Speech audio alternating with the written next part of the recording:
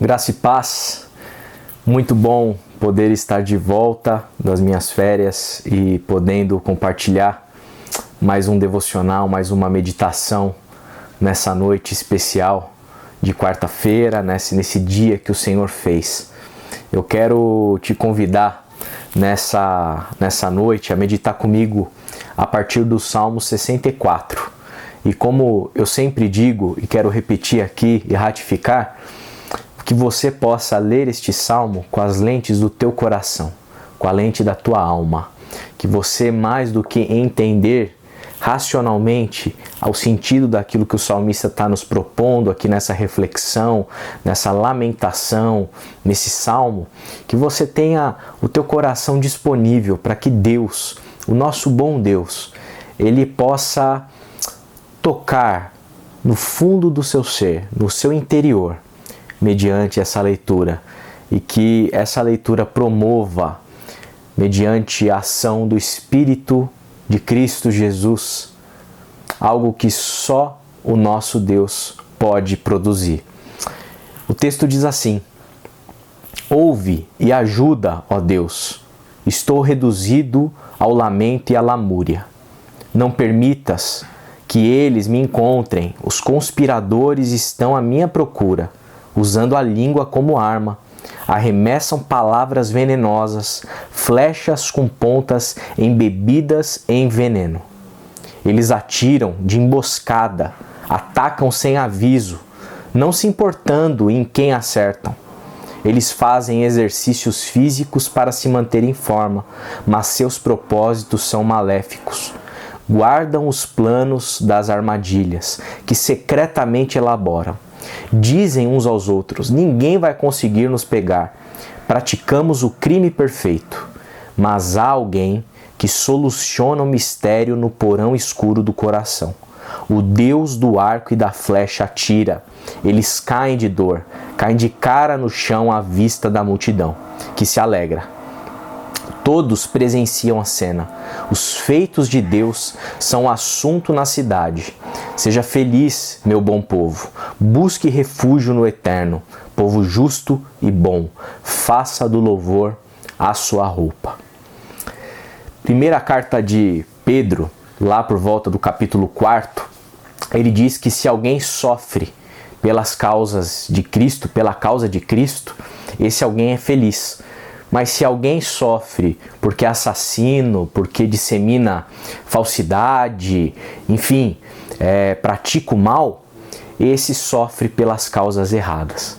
Então, desde já, eu queria te dizer que essa reflexão, ela não é se para você que porventura esteja sofrendo por conta de erros que você tenha cometido, práticas malvadas que você tenha atuado na sua vida e você esteja sofrendo e colhendo os frutos dessa maldade no seu dia a dia. Eu quero falar e quero meditar e me colocar dentro desse lugar do salmista, que é o lugar de alguém que está padecendo injustamente. Esse salmista, ele está relatando para a gente aqui o retrato do mundo em que a gente, na verdade, vive hoje em dia. O mundo que o salmista está inserido é um mundo de conspiradores, é um mundo de gente má, é um mundo de gente que está tramando a maldade, é um mundo de gente que está ali constantemente e recorrentemente tramando o mal. E quando eu olho para o nosso mundo, eu olho para os nossos dias, e eu olho para a minha própria vida diante da maldade que se apresenta no mundo, eu me identifico muito com esse cenário, com esse contexto de oração, de lamento. Eu lamento o mal, eu lamento a maldade, eu lamento por essa maldade que tem emergido cada dia de forma mais acentuada no nosso mundo. Quando a gente olha para a nossa realidade, olha para as notícias do dia a dia, olha para aquilo que os homens têm feito, para que a humanidade tem feito, a gente se espanta diante do mal, diante da perversidade do coração humano. A gente tem vivido um tempo E eu confesso para vocês que eu tenho me sentido muitas vezes ao longo dos últimos meses, talvez anos, bastante angustiado com o nível de maldade que a gente tem presenciado e tem testemunhado. Gente que calunia, gente que difama, gente que propaga ódio, gente que propaga intolerância, gente que não sabe dialogar, que não sabe conversar, gente que alimenta um tipo de espírito bélico diante da vida, gente que está constantemente guerreando, constantemente competindo, constantemente querendo eliminar o oponente, constantemente querendo derrotar e acabar de maneira definitiva com aquele que pensa o oposto, que tem opinião divergente da sua. Um clima de guerra. Eu me recordo que, inclusive, alguns dias atrás, algumas semanas, eu testemunhei dentro do Facebook, que é um ambiente também bastante hostil, a fala bastante belicosa de uma pessoa que cogitava e falava. Obviamente as leis civis não permitem que essa tramóia venha a se concretizar, mas que falava em fogueira, em lançar o outro na fogueira porque pensava diferente dele. A opinião era diferente, então o outro merecia queimar vivo. Então, esse é o mundo que a gente tem experimentado. Essas são um pouco das realidades que a gente tem vivenciado e testemunhado.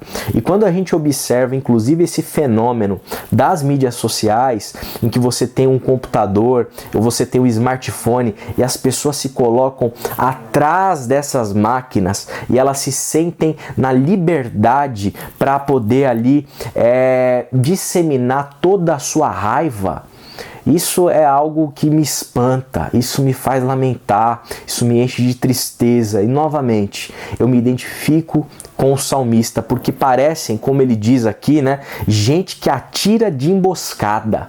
Talvez o smartphone, o computador seja esse lugar protegido em que a pessoa pode disseminar o ódio sem nenhum tipo de preocupação. Gente que ataca sem aviso, como o salmista diz, não se importando em quem acertam. Gente que não conhece muitas vezes a pessoa que virou o alvo ali de todo o ódio. Gente que não conhece o caráter, que não conhece, que não se deu o trabalho de entender, de compreender ali todo um contexto, todo um entendimento, mas que ataca violentamente, querendo, como se diz hoje em dia, cancelar a pessoa, querendo lacrar, querendo destruir, querendo silenciar, querendo, como eu já disse, eliminar, porque vê o outro como um inimigo. Como é triste essa situação.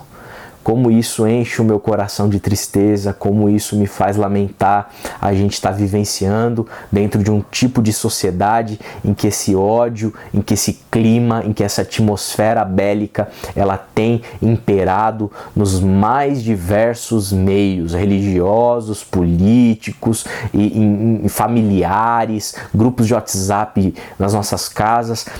É um mundo de gente má, muita gente com ódio no coração, muita gente tramando mal. E o salmista, ele fica perplexo diante dessa realidade e ele se torna quase que alguém aqui desesperançado. Eu particularmente me sinto muitas vezes quase que sem esperança. Parece que a esperança, ela tá que nem um fio diante desse quadro tão triste, tão lamentável que a gente presencia e testemunha. Mas eu queria te dizer algo. A nossa esperança, ela está no Senhor. Nós temos a esperança em Deus, porque Deus é como o salmista diz aqui, mas há alguém que soluciona o mistério no porão escuro do coração. Os maus, os perversos, os conspiradores, os que têm a língua completamente carregada de veneno, esses serão sondados pelo próprio Deus. Esses terão o seu coração acessado por aquele que é. Esses terão as suas intenções pesadas numa balança justa. Todas as intenções do coração, todos os desejos malvados do coração, toda a intenção maléfica será posta diante do juízo do Senhor. Esse Deus é aquele que vai solucionar esse mistério do coração do malvado. Por isso, nós que temos ao Senhor como Deus, a gente tem descanso e nós temos alguém que garante para nós a esperança com a qual nós devemos viver.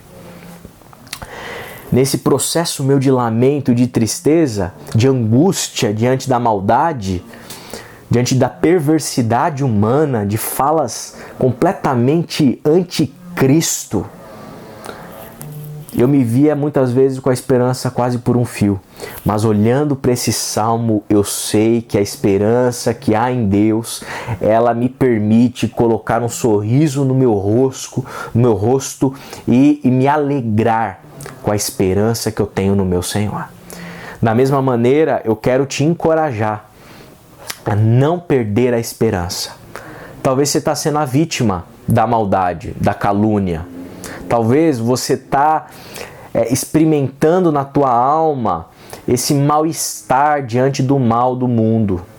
Talvez você está desconfortável diante de uma mídia social tão tóxica. Eu quero te encorajar.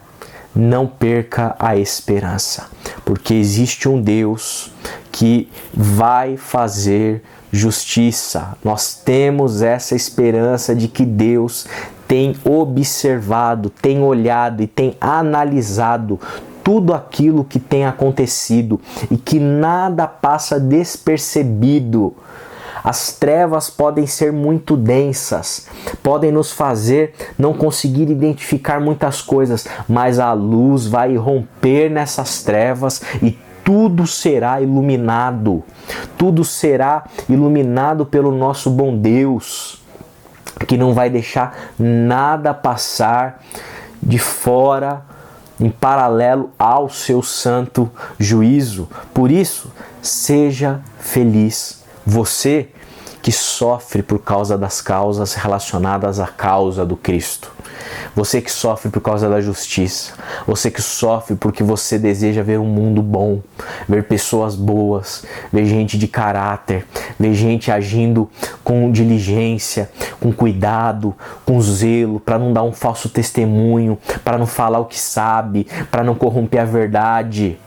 Gente cautelosa. Se você sofre por causa disso, esteja certo, você é feliz. Nós fazemos parte de um povo que tem essa felicidade no seu âmago, porque nós temos refúgio no eterno. E é nesse caminho, é no eterno, é no Senhor Deus que nós podemos experimentar a experiência da esperança.